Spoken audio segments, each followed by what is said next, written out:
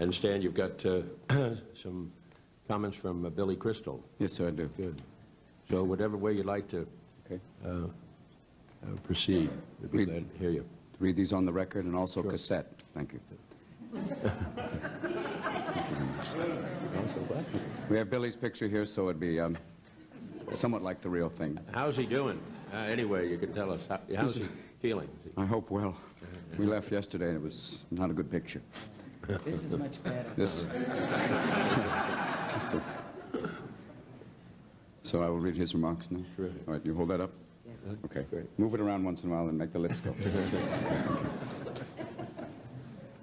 Mr. Chairman, members of the committee, first I would like to thank you for inviting me to testify today. I'm honored to be here before you to express my strong support for the passage and enactment of the Homelessness Prevention and Community Revitalization Act of 1990. As you know, I've spent the last 4.5 years working with an organization known as Comic Relief. Comic Relief, a 501c3 in parentheses, non-profit organization, was established exclusively for charitable purposes. The designated recipient of monies generated from Comic Relief Fund raising activities is the National Health Care for the Homelessness Program, for Homeless Program. That'll be deleted from the record.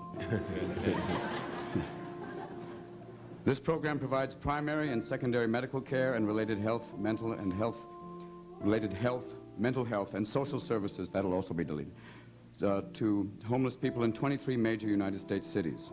Since 1986, Comic Relief has raised and distributed over $9 million, which provided direct services to over 250,000 homeless men, women, and children across America.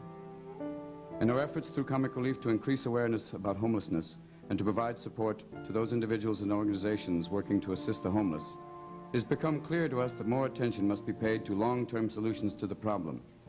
Over the last few years, we've seen an increase in the level of federal, state, and city assistance to the homeless, but these efforts have fallen woefully short of what is needed. The Stuart B. McKinney Act, signed into law by a reluctant President Reagan, in 1987, was an important first step towards helping the homeless. I know that you, Senator Kennedy, and others on this committee played a very important role in that enactment of this act. Unfortunately, however, much more remains to be done. The McKinney Act and most other governmental programs to assist the homeless have thus far concentrated on emergency short-term responses to the problem.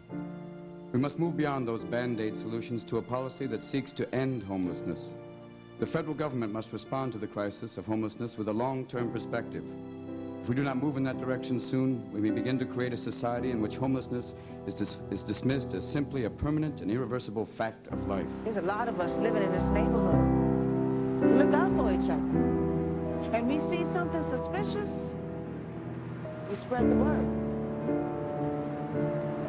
I know. Thank you. Hey, you got any more of them blankets for the others? Homelessness is not irreversible, nor should it be considered an immutable and permanent condition. With political and moral commitment, a massive increase in affordable housing, and the types of social support services that are envisioned in the Homelessness Prevention and Revitalization Act, homelessness can and should be eliminated. Estimates range on the actual number of homeless people in America. There are 2 to 3 million homeless people in this country today. Former President Reagan said that only those who want to be homeless are living on the streets. I have a different opinion. Families with children, the majority of these children under the age of 6, are the fastest growing segment of the homeless population. They comprise a staggering 40% of all homeless people.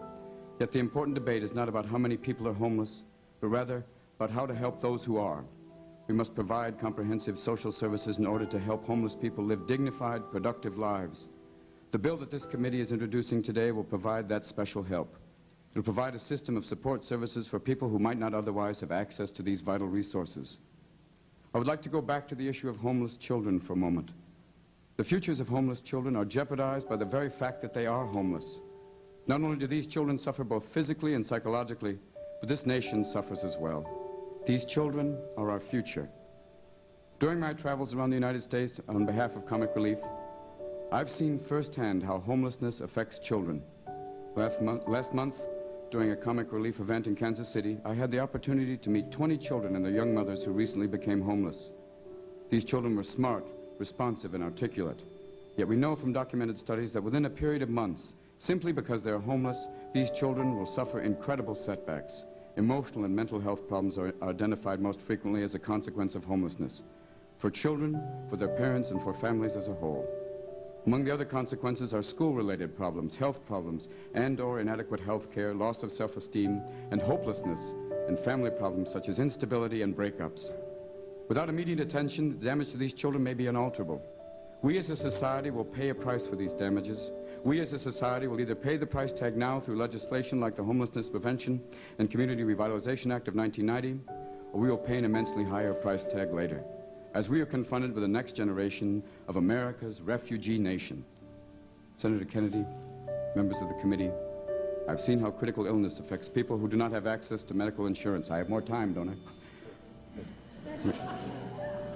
Senator Kennedy, members of the committee, I have seen how critical illness affects people who do not have access to medical insurance and must use their savings to pay for housing. They often become homeless people.